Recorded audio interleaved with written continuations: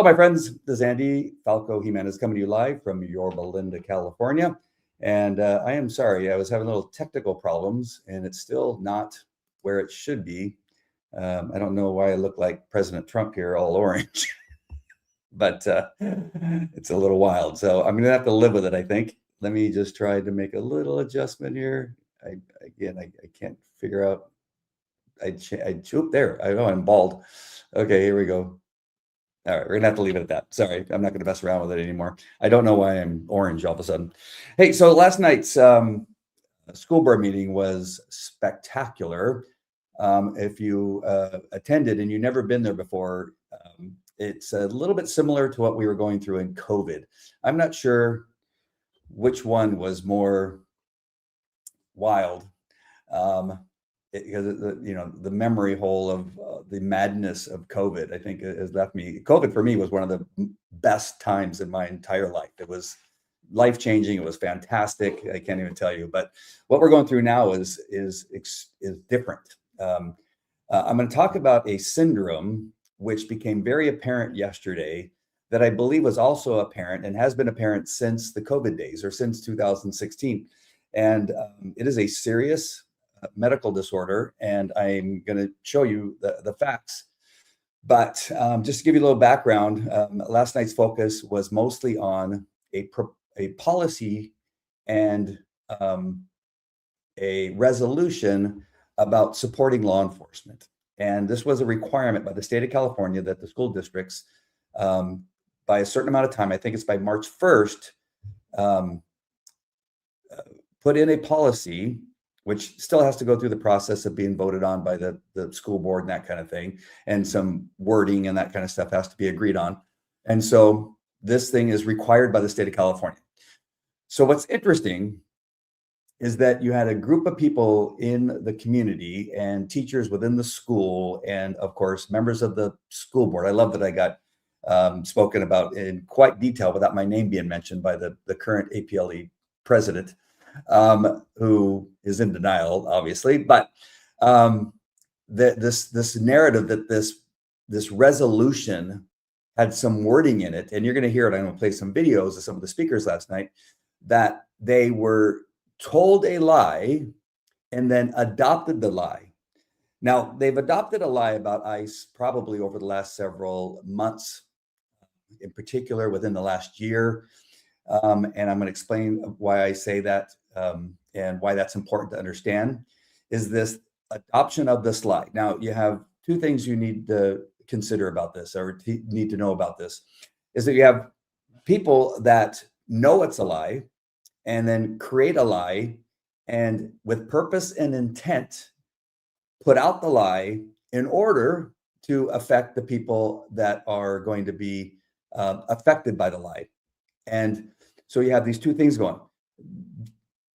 Last night, what I was hit with, and I believe Todd Frazier and he and I had a little discussion after the first break, is that, and this part of it I didn't discuss with him, but that we realized that this was going on, this disorder that I'm going to tell you about, is that for me, driving home, and then a really good discussion I had with my wife today. We were reading the Bible, and a particular verse in Hebrews 11, 33 through 40. And as we read that, we began talking about some other things. And we have to have compassion for these people that are victims. I would say there are 50 victims in that room, including the most heinous people that spoke with the most vile language. But it is obvious that they are suffering from this disorder. I'm trying to think of better words, because when you say disorder, it sounds like you're saying somebody's crazy, but it is a disorder. It's like a disease. It's something you get infected with, but there is hope. There is cure. They're not going to, they're most likely not going to die from it, but they could put them in a position where they could get injured or hurt, as we saw in Minnesota. Those two people that were, one was shot because they were using a vehicle as a weapon, and another one who had a gun in his possession as a weapon, that they suffered from this very same thing. And so you can die from this if you take it further than just speaking out at a school board meeting.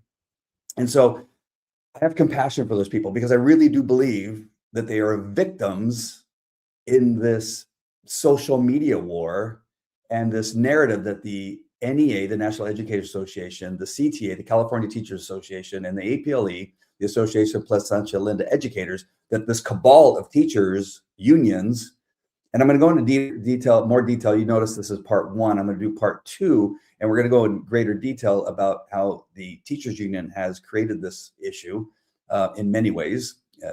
But I have some compassion for those people that are victims of this.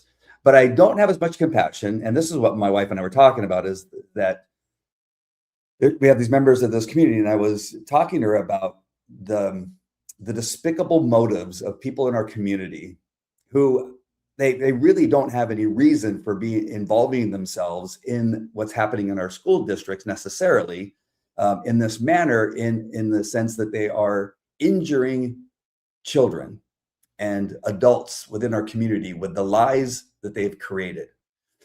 And this is the thing that makes me angry, is that you have grown adults that we saw last night.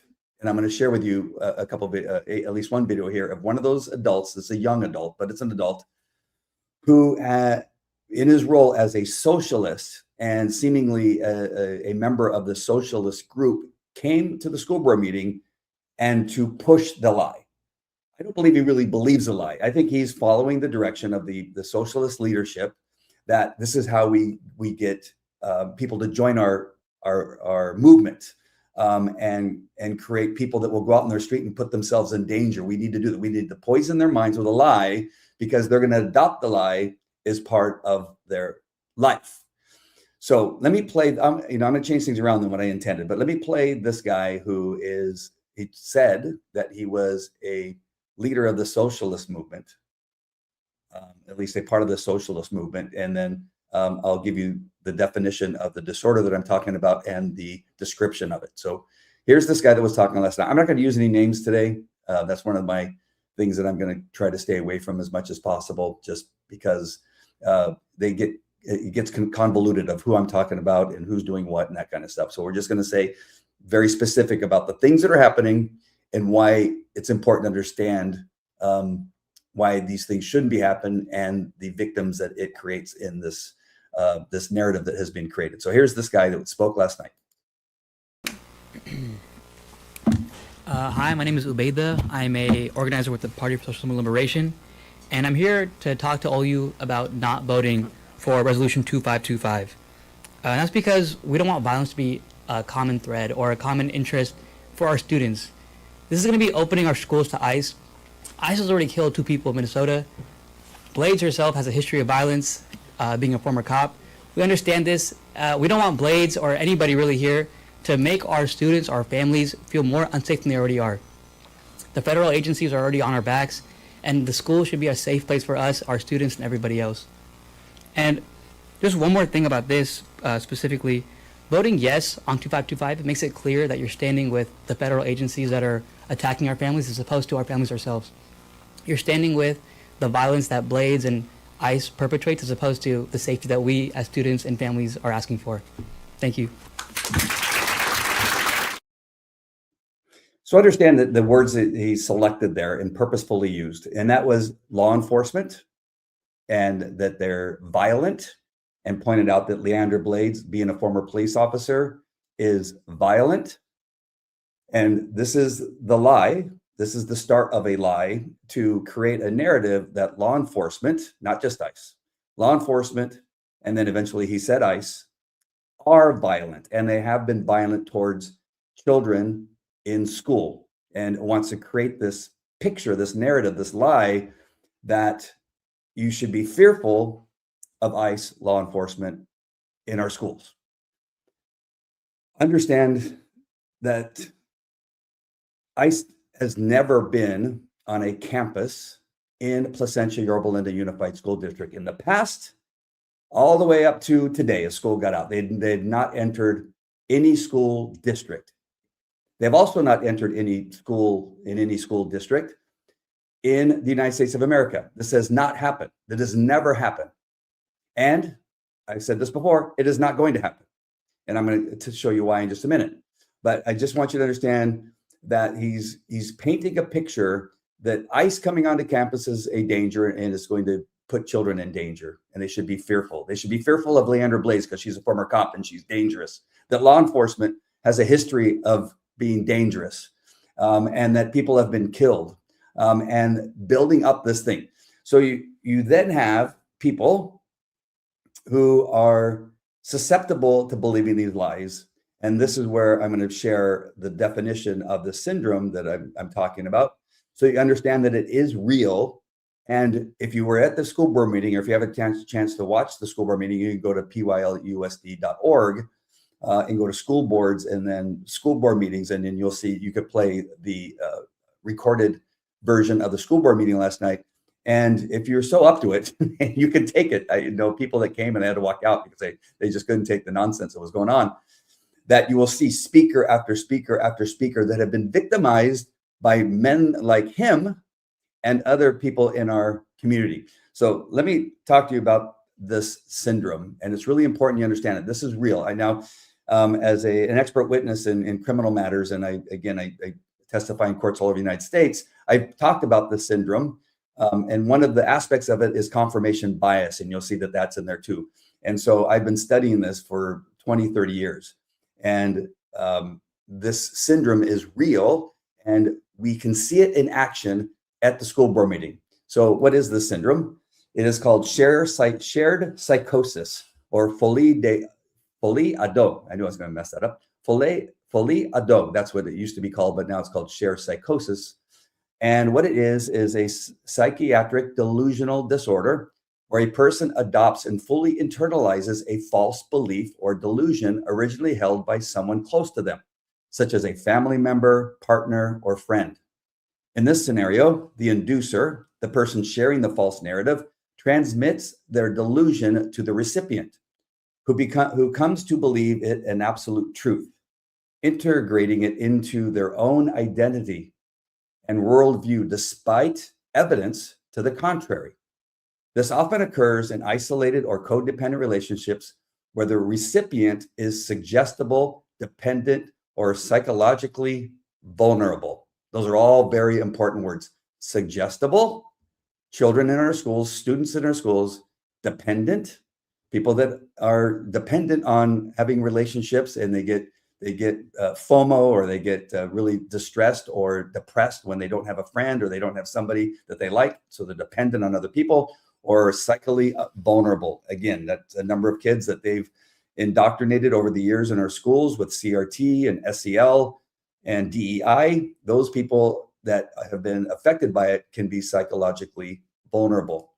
Understand the relationships there. And the last one was friend. Know that social media has become the friend to many people since 2010. In 2010, on the spectrum of people that have depression and anxiety is down here. And then 2010, the smartphone was invented. And then you see a spike in anxiety and depression in young people, everybody from elementary school to junior high to high school to college age, and then their early 30s. You'll see this spike in 2010 with the advent of smartphones. The smartphone has become a friend to many people. So when that says friend, understand that when many people that have these smartphones and have become addicted to them, that has become their friend. So the friend is speaking to them more so than probably anybody has in their life. And they're watching these videos saying, you are oppressed, you are a victim, you should be sad, you should be fearful of ICE, you should be angry at what's happening to your neighbors, you should be angry and sad about these criminals that are getting arrested.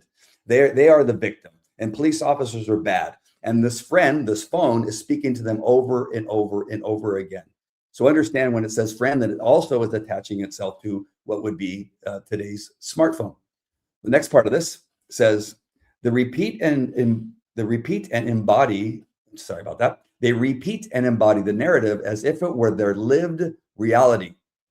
If the lie is not delusional, but simply misinformation, this behavior might instead reflect high suggestibility, cognitive biases like confirmation bias, or the misinformation effect, where external false information alters one's memory or beliefs. And so what's saying about this other stage of this syndrome is that they begin to adopt it as if it actually occurred. And you'll hear it in some of the speeches. I'm not going to play all the speeches. I'm only going to play three. But they adopt it as if, and we heard even Marilyn Anderson say, these things are happening. And they've created this narrative that ICE is going into schools. And you'll hear people say, we've seen ICE going on to schools. No ICE agent, no Border Patrol agent in the United States has ever gone on to the campus of a public school, K through 12, and drug children out of the schools. They have not gone onto the campus to arrest children. They have not done this. But you hear it repeatedly over and over again that people have adopted this into their memory as if it has occurred because of this syndrome. And in many cases, again, they're victims. And we must pray for them, and we must have some compassion for them, because they are hurting and seriously suffering from this syndrome. And so we're going to go into what can be done with people like this if somebody is so inclined to help somebody that's going through this syndrome, because it is real. You may think that I'm making all this up. At the bottom, you'll see down here that I referenced the Merck manual, the professional version. This is the leading source of psychologists and counselors and psychologists to go to when looking up, for references in regard to mental health and other medical issues. It is the leading manual for them to go to. And this is where this is from. This isn't from Andy's handbook. This isn't from, some far right book that I read, from Pete Hegseth before he became Secretary of War. This is a medical manual, a professional version of the medical manual. All right, this third part. If this pattern causes significant distress, impairs functioning, or involves bizarre beliefs, which we heard last night, I'm going to play one of those videos, it warrants evaluation by a mental health professional for potential underlying issues like psychotic disorders, personality disorders, or trauma-related vulnerabilities. Treatment often involves separating the individual, therapy, cognitive behavioral approaches, and sometimes antipsychotic medication for the primary case. So this is a syndrome that actually exists. You have how somebody gets caught up in this psychosis, and then you have the cure. And again, this is from a professional psychological manual, medical manual that has been in there for, I think, 100 years, maybe longer, maybe a couple hundred years. I think the book was created in the 1800s. So this has been going around, and it's been updated, obviously, every year. And it's still in there, and it's been there for many, many years. This is something that has happened for years. You can see that this quite possibly was the issue during the witch trials in Salem, that this may be the syndrome that was occurring then when people believed that people were witches. So this one part of it is interesting, because we saw some of this last night, where you see significant distress because somebody adopted this into what it is that they believe is happening around them, but it's not happening. I know it's not happening around them, but they want to believe that this is happening around them, that they've seen ICE agents on school campuses taking kids out of classroom, and they're crying last night. You have people that are suffering from it so badly, and they're shaking and they're crying. And then Marilyn's going, see, it's happening. And she is a part of it. Marilyn Anderson is a part of it. Oh, I wasn't going to use any names. And so this school board trustee was affirming, so I hate that word affirming, was affirming to these people that she knows it's happening, and you're right by saying it's happening, even though it's not happening, and creating it. And it just creates more anxiety and depression in these people. And so this is where we're at. So let me give you a couple examples. I'm going to play 3 speeches, and let's see which one I want to give first. Let's do This lady's a counselor, and so you can see this affects even people that are seemingly educated. So this first woman that I'm going to play for you, she was number like 7 or something like that. We had 53 people speak or something like that. But she is a counselor. So you can imagine somebody that's a counselor that's suffering from this syndrome about something that's not happening. It's not happened. It didn't happen today, and it's not going to happen in the future. But she speaks to it as if it did happen. Thank you. Hello, my name is Tara Crone. I'm a mother of a child that goes to Wagner. I'm also a licensed clinical social worker, and I am trained in trauma-informed care and ACEs. For those of you that don't know what ACEs are, it's adverse childhood experiences. I want to speak today regarding Resolution 2525. I'm deeply concerned for the well-being of our children. The presence of ICE on a school campus would profoundly traumatize not only the children that could potentially be intercepted, but also for the many children who would witness their classmates being removed by force. Research consistently shows that exposure to fear, instability, and perceived threats to safety can have lifelong impacts on a child's physical health and mental health, academic performance, and sense of security. Schools must be safe spaces, places where children feel protected, supported, and able to learn without fear. Allowing enforcement actions on campus undermines the safety and creates harm. So she's bought into the narrative that this is going to happen. It's not going to happen. And it's sad that her job is to deal with children who have suffered from traumatic things that have occurred in their life. But she's suffering from a version of the syndrome herself.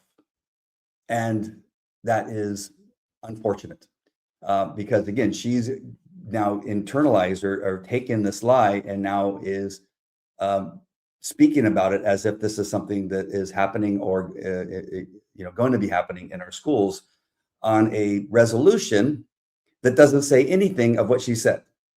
The resolution itself and the policy that was approved itself said nothing about promoting or assisting or just allowing ICE to come on whenever they wanted. It said nothing like that, but she's been told a lie and she believes the lie, even though she probably read the policy. So that's the part where it says, even though they're given the information that is true and factual, they still ignore it, or they just can't see it, or they claim that that's a lie when in fact it's the truth.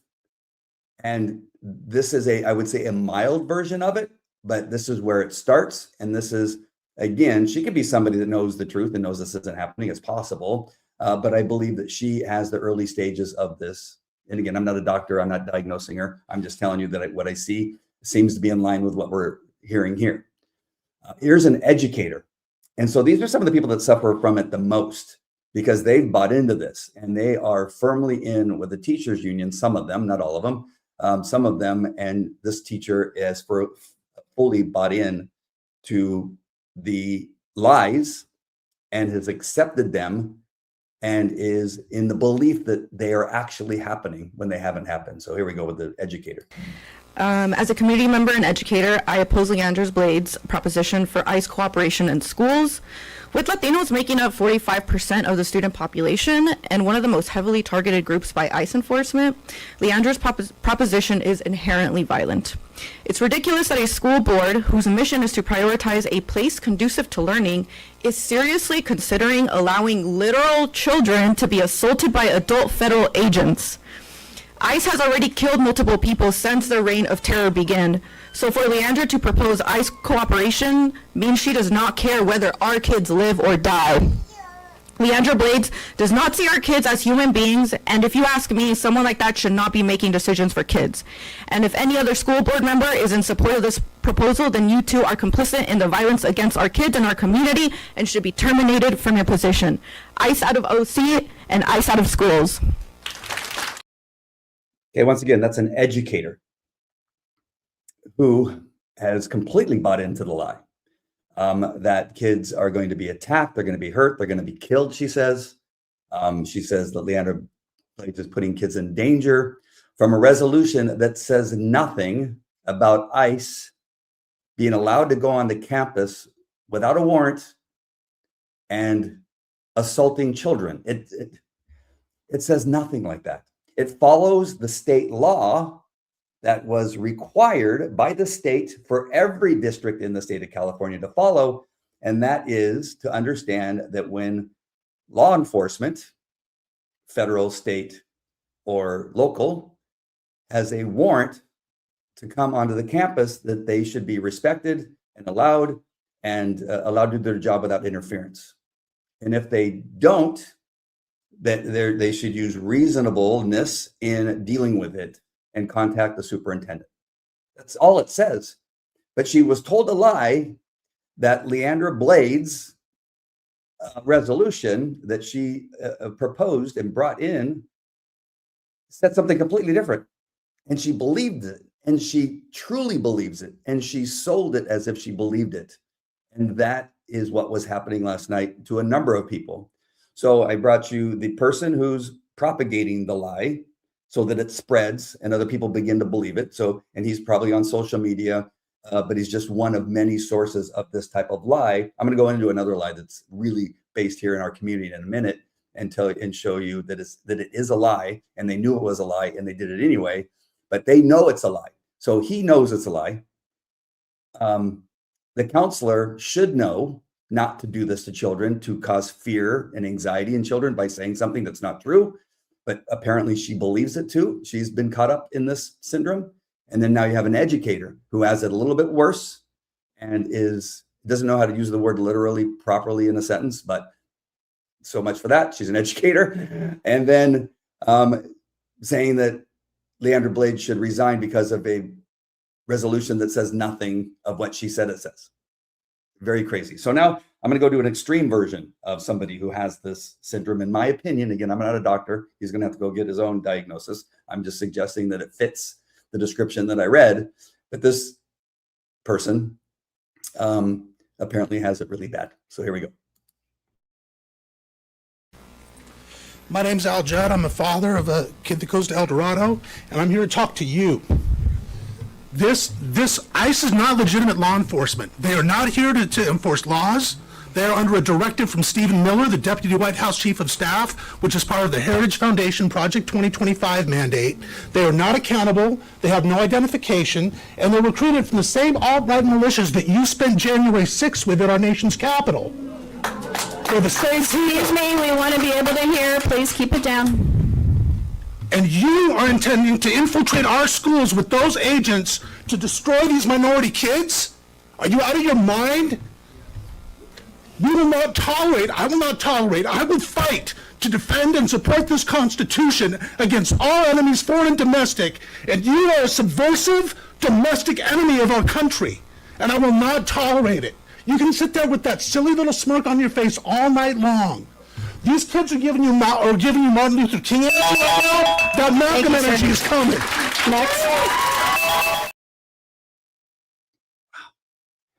Wow. He's a dad.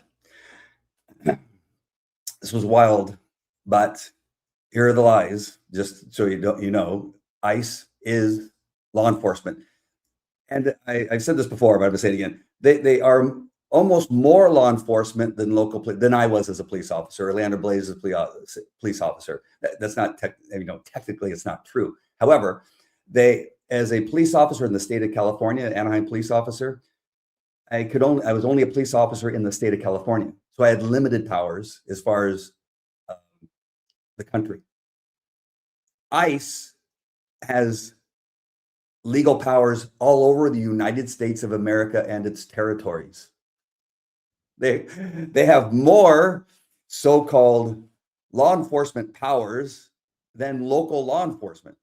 So to say they're not law enforcement is somebody who suffers from the syndrome because they believe the lie that is being sold to them on social media, in the news media like CNN and MSNBC and the others, that they are saying that they're not legitimate, or The View saying that they're not legitimate police officers, that they're untrained.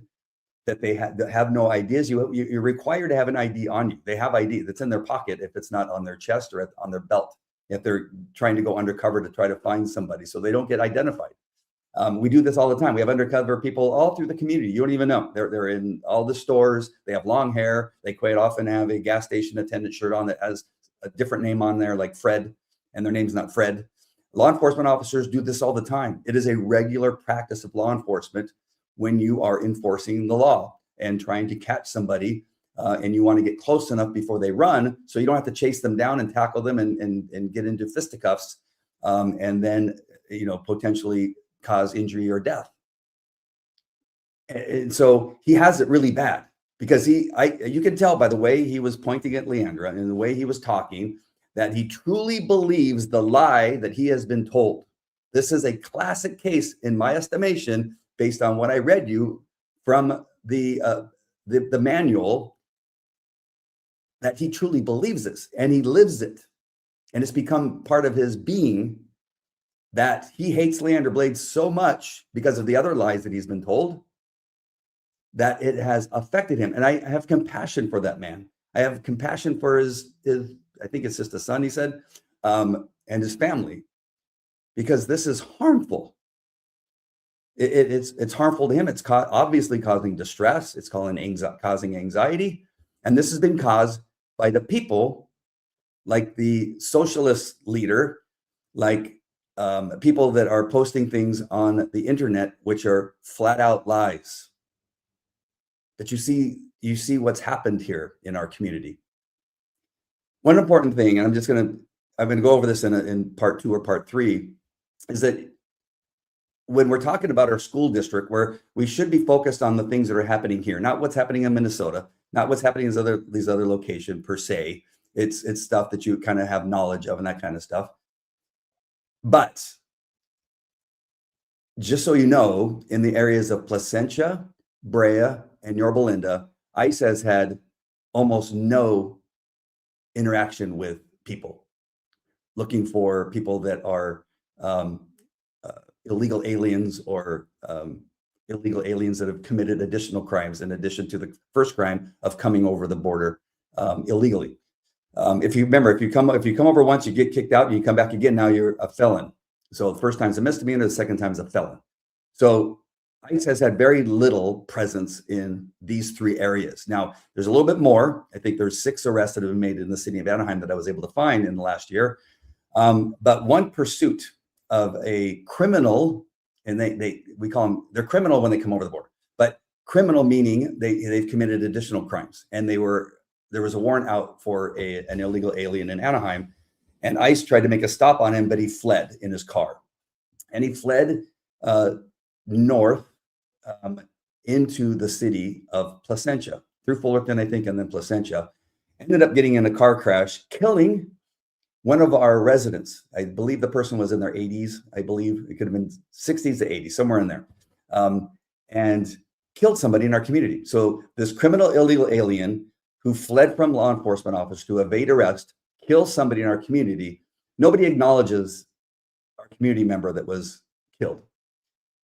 But the one thing they did is make a really big deal that ICE was chasing a criminal illegal alien in the city of Placentia. And there was a post about it being near a school where the guy eventually ran. He was armed with a gun.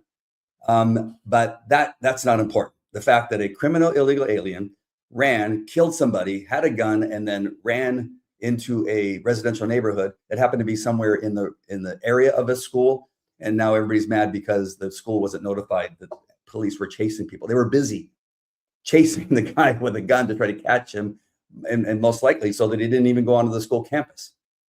But those guys are heroes. But that's not what was said out in social media, that ICE chased unlawfully arrested an illegal alien within the area of the school. And it became more about ICE being near a school and Fullerton, who was also there, helping them arrest this man. So that became the narrative, not the fact that the guy was a criminal illegal alien with a gun who, with his car, crashed into somebody and killed one of our residents. Nobody cared about that, but they did care about that. Other than that incident, I couldn't find any time where ICE was involved in any kind of takedown of illegal aliens in our area. Their footprint in our Placentia-Yorba Unified School District outside of the school district has been non-existent. And so, but these people that came and spoke were talking as if we were being invaded by ICE, as if ICE was going and knocking down doors all over the community. People were getting up and saying that our neighbors were taken out and the doors are getting kicked down and they're masked and they're armed with weapons of war and they're going to kill somebody. And they create this narrative of something, again, that has not happened. Let me bring you this post, and I'm just going to bring this post to your attention again because it's important that I talk about it again. And this post went up in Yorba Linda Moms. And Yorba Linda Moms and PYLUSD posted this and put it around. And it was one of the basis, it wasn't the only basis, but it was one of the basis for a walkout out of El Dorado High School and Valencia High School. And that's the post, and this is the narrative. And it says, an El Dorado student was wrongfully detained by ICE and held at gunpoint, the student reported. They chased me to my house, and when they got a hold of me, they tossed me to the floor, pointed a gun at me, and asked if I had papers. After realizing the student was a U.S. citizen, ICE agents claimed they stopped him because of a bike infraction. They then accused him, the student, of being involved in a gang and called a gang unit to investigate whether they were a gang member. Shortly afterward, the student was taken to the Orange County Jail. That is a fabrication made up by somebody in our community. Complete fabrication in regards to ICE, in regards to immigration status, and they gave you the belief, because they didn't say where it happened, that it must have been somewhere around El Dorado High School. That was the point of saying he was an El Dorado student, because they didn't say what time of day, but they wanted to give the community the impression, and the people that are vulnerable to believe this lie and to make this lie part of their existence and being. That was the intent of this. There was no other intent, or else it would have wrote it differently, and they would have told the truth. So I went and talked to the Placentia chief of police about the supposed incident, and he told me immediately that this did not happen. He goes, I don't know where this story came from. It didn't happen in the city of Placentia. It didn't happen near El Dorado High School. And as far as he knows, no student from any school in the school district had been arrested and contacted by ICE. He goes, I don't have any information that any of that is true. So with that information, I begin now going out around the communities around us, and contacting the police departments. And eventually I get a hold of Anaheim Police Department. I talked to Sergeant Sutter over at Anaheim Police Department, who is the public information officer. And he tells me this incident is, oh, sorry about that. I got to tell you one more thing. I skipped a very important part. Well, this community member who created this post possibly, or took it as it being hers in the sense that she was going to get involved, she claimed to have a police report. Now, being an Anaheim police officer for years, decades, I said, well, that's odd. She's not related to this person as far as I knew or heard. How would she get a police report? So that seemed odd. But possibly she did. Maybe the kid got a hold of a police report. That's hard too. His attorney, could have got a hold of it, but it just didn't make any sense. So I said, well, I told people that knew her, tell her to produce the report. She refused. Because she probably doesn't have the report. What was produced is a citation. So this citation was produced, and they blurred out everything. So you can't see hardly anything. You can't see what the crime was that he got booked into OCJ for. I could see the police report and the site number. Eventually I was able to make out that the crime that he was booked for, eventually with a magnifying glass and some squinty eyes, that what he was arrested for was 148A1. Which is resisting and obstructing a police officer, a misdemeanor, and booked it into OCJ in addition to being a gang member. So talking to Sergeant Sutter over at Anaheim Police Department, he read the police report to me, and ICE was not involved. There was nothing to do with immigration enforcement whatsoever. Nothing about that story that was posted and created by somebody had anything to do with immigration status. What happened was the gang enforcement unit, and they had a 3-man car out, and they were driving down Euclid, 10 miles away from PYLUSD border, 10 miles into Anaheim on the south end of Euclid. And they spotted this guy, identified him as a gang member through markings on his backpack, the Folks gang in Anaheim. And he fled on his bike, weaving through traffic, causing cars to swerve, brake hard, come to a skidding stop, and trying to evade law enforcement. They were able to drive their vehicles a little bit closer to where he was. They caught up to him. He jumped off his bike and began to run. They did run and tackle him and chase him. As far as the report said, they didn't say anything about removing their guns and putting them in his face. I doubt that they did that. It's something that we don't normally do, is run with a gun out, because we don't want to misfire. And especially when we're tackling somebody, we don't want to do that either. And so even when we're wrestling with somebody, the likely I chased a lot of people, chased them down, wrestled with them, tackled them, and my gun stayed in its holster. So the likelihood that any of these guys took their weapons out is very unlikely, but the report didn't say one way or another. They went through his backpack and his pockets and found that he had other things that associated with him with a gang. So what they were able to do was have some kid, whether he is a former student or a current student, nobody can tell from anything that was written there. We do know that he was an adult. He wasn't a child. And again, what they didn't tell you that in that narrative that they wrote. He is an adult man who's in a gang, who ran from a gang unit, had nothing to do with immigration. He was booked into Orange County Jail. And it is a complete false, fabricated story to attach ICE to it. And they knew that. If they had the police report, if they did in fact a police report, they would see that ICE wasn't involved. They would see that it was the gang unit. So I don't think they have the police report. Again, it's just a made up story. So why do I bring that up all over again? It's just because this and another post I saw about Anaheim police officer arresting somebody that was a carjacker who used a gun to jack a vehicle. He was taken down and a police canine was used to catch him. And they tried to say that was ICE. And it wasn't ICE, it was Anaheim. They continue to try to blame anything on ICE because we don't have enough of it. We don't have enough or any of it happening in our own community. They're unable to create a true narrative of anything like this happening with ICE. So what do they have to do? They have to lie. And again, I go back to this syndrome, and I just want to read it one more time for people that join late. And that is shared psychosis. Folie is what it used to be called. Folie, a French name, a psychiatric delusional disorder where a person adopts and fully internalizes a false belief or delusion originally held by someone close to them, such as a family member, partner, or friend, which is also social media. In this scenario, the inducer, the person sharing the false narrative, transmits their delusion to the recipient, who comes to believe it as absolute truth, integrating it into their own identity and worldview, despite evidence to the contrary. I wanted to read that again because I produced evidence to the contrary from the very start that I saw this post. I told them with my experience and what I currently now do for a living, and that's investigate these things, that this was a lie. And I produced evidence to the superintendent that this was a lie and a false narrative. I told her I talked to the chief of police of Placentia. I hadn't yet talked to the sergeant over at Anaheim Police Department to get the true story, but I told the superintendent that this was fabricated and a lie, and she refused to do anything about it.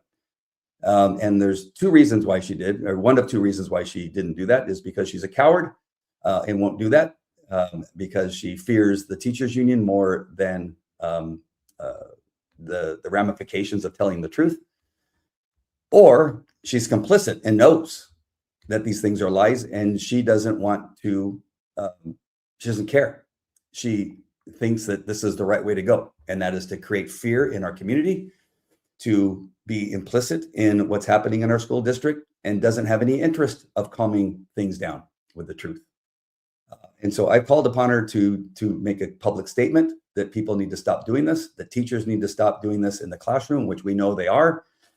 We have proof through things that have been handed out in the classroom, like these ICE cards, which tell them what their constitutional rights are in regards to ICE, which is another way of saying fear ICE.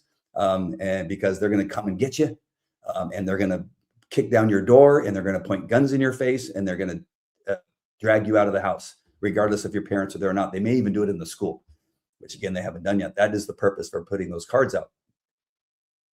So last night, I'm just going to end it here because I want to make sure that this is very clear as we move forward, because you're going to continue to see this syndrome at work in our community, and why it's important to understand it, and why to have compassion for the people that are suffering from this. There's a lot of them, unfortunately, but there are more parents I know that don't like what's happening. They don't like what's happening to Leander Blades. They don't like what's happening to Todd Frazier. And it just needs to stop. It's going to be difficult to make this stop because this syndrome has taken hold of a large number of young people in our community, and now all the way into our schools and junior high schools, and obviously our high schools.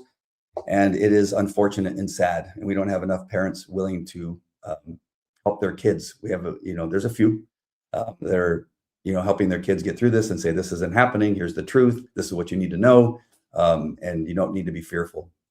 But so this is what happened last night, and this is why it happened, and this is why it's happening. And it is just unfortunate. These lies are going to continue. We're going to see more of these lies. I did see some comments come out. Let me see what people are saying. We have Robin, who says, I watched last night. It was unbelievable. It was so hard to stomach the lies. Absolutely. John Edwards says, no one seeking refuge is criminal. Huh? What does that mean? Okay. He's trying to say that illegal aliens coming across are seeking refuge. My grandparents came over. They found a way. They maybe were seeking refuge, I guess, but they found a way to do it legally. I had many employees in my company who were from all kinds of countries all over the world. Some of the best dog trainers come from other countries. They came here with papers. And some of them came from like Argentina at the time that my lead trainer came. It was a mess over in Argentina, and he did everything. We spent a lot of time and effort and got him over here illegally, which he is now here legally. But it's just it's the lie that they want people to believe that these poor people can't figure. They're too stupid to figure out how to do it legally. That's not what's happening. Okay. Theme, another murder FDO. I'm not sure what that means. Anybody know what another murder FDO means? Okay. There's something, man, I can't read these names.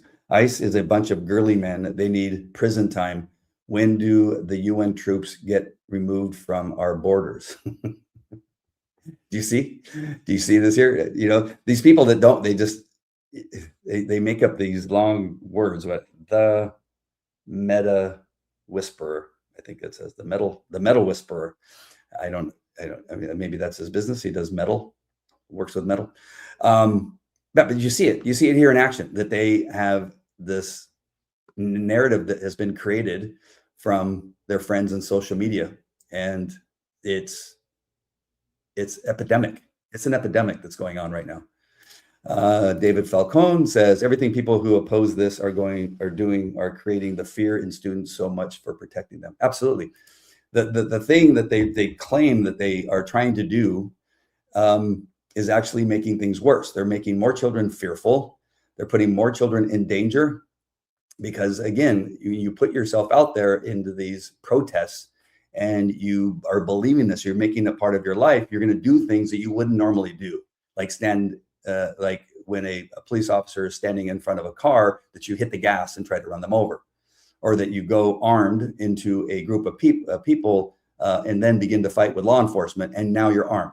So this guy who seemingly had a permit to carry the gun, he was fine. You're fine until you start fighting with law enforcement, at which time you become a felon in the act of committing a felony, and now you're an armed felon. That's how quickly it can change. It can change from somebody who's legally carrying a gun to an armed felon once you start fighting with law enforcement and become a threat. And that's how things happen. Now, let's just say that these officers could have done something better, but it is this syndrome that have put them into this position because they've created this scenario as if it was part of their being, and cause them to go out and put themselves in danger. And that's what they're doing to these children now. So it moved from these adults, they're out there blocking streets with their cars and blowing whistles in their ears and tracking them and creating signal groups and having dispatch to be able to track them down and where they're going. They're going far beyond just simple protest. Standing on a street corner with a sign is protest and yelling and screaming if you want to. But when you begin to now insert yourself into everything that's happening in the community with these law enforcement officers that are federal law enforcement officers, which means they're law enforcement officers across all the United States and its territories. They are real law enforcement officers who are armed, and now you are putting their lives in danger and interfering with them when they're trying to arrest somebody. You have now put yourself in a position to be arrested, and unfortunately, sometimes some type of force is going to be used when you begin to resist so much and they fear for their life. But you have done that. You have created this, the metal whisperer and John Edward, somebody, and whoever else was on there that spoke. And this is the problem. And it's such a bad syndrome that they can't even see that. They can't see that interfering with somebody doing their job is wrong. If these, let's say a group of people didn't like what teachers were doing in schools, and now we lined up in the driveways where they come in to go to work, and we began to throw rocks at them and bricks as they were trying to go to work, it's the same thing. That we should be arrested, and if we resist, we should be taken to the ground. And if we have a weapon and threaten one of the officers, we're taking our chances of being shot. If a plumber comes to my house and I'm throwing stuff at him as he's trying to do his job, at some point he's going to punch me in the face. You can't interfere with people when they're lawfully doing their job, and particularly law enforcement officers who are now dealing with something that's already dangerous. The arresting of a murderer or a child molester or a rapist who is wanted in not only our country, but other countries, when you're going to arrest somebody like that, they become desperate. So they are dangerous. And now in trying to arrest that dangerous suspect, you are putting the officers' lives in danger because now they have to worry about you and the suspect is crazy. But it's the syndrome that is blocking the common sense and critical thinking of these people, and they're putting themselves in danger. Again, I didn't want to go there, but these comments made me go there. That's not what is happening in our school district. If we were just to go back to our school district and understand that never has ICE or Border Patrol came onto any of the school district's property ever. And as a policy, let me just go to this really quick. I was going to skip it, but the DHS policy itself requires, I put it in bold and underlined, the DHS policy requires a judicial warrant for accessing private or public schools and areas like classrooms absent exigent circumstances. And no such warrants or entries have been reported in enforcement actions targeting students. So it has never happened. And so here they are at the school board meeting last night, yelling about something that has never happened, is not happening, and never going to happen. And they're acting as if it did. They're acting as if the policy says that they can, and it didn't. They're acting as if DHS doesn't already have a policy of requiring a warrant, which they've never used. They've never used. So it's a policy that's there, but they've never had to apply it. In other words, it's never been a deal. It's never been a situation. It's never been something that they've ever done. And they're not going to do it because they don't want that to be something that happens so that it can be all over the news. They would not do that. Perception is everything. I've dealt with perception with law enforcement all the time. I said, you shouldn't have done that, but the perception is that it was really bad. It's not that they're criminals when they do it. It's just, you probably should have done something else. One thing I was telling my wife, the one thing that we learned in the academy and was taught with us in the FTO program is that when you respond to something where somebody is dead when you get there in the home, but the people believe that the person can be revived, is that you just don't stand there and look at the dead body. You actually take steps to at least act like you're doing something. Give them CPR even though you know they're dead, and maybe even give them mouth to mouth and do something, because the perception of you coming in there and doing nothing is not good for the reputation of the police department.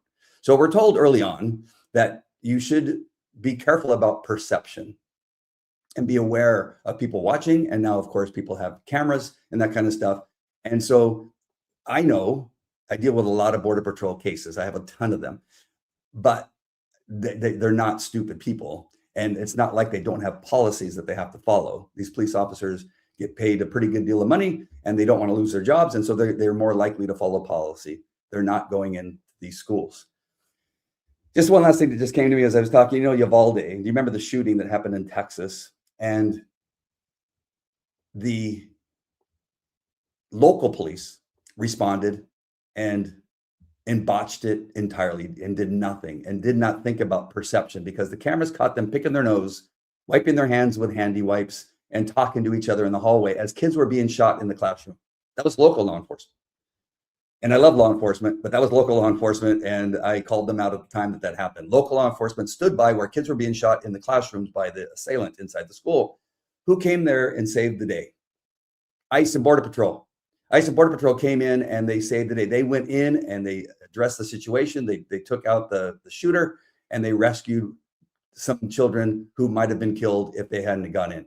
So it's enough of this demonizing a law enforcement agency that is doing the job of serving search warrants and arrest warrants and taking people into custody who have committed a law in our country, and that is their job. They're doing the job that they have been hired to do and swore an oath to, and it's enough of the demonization. And stop putting yourself in a position where they may feel that their life is in danger and have to take action. That is just a fact.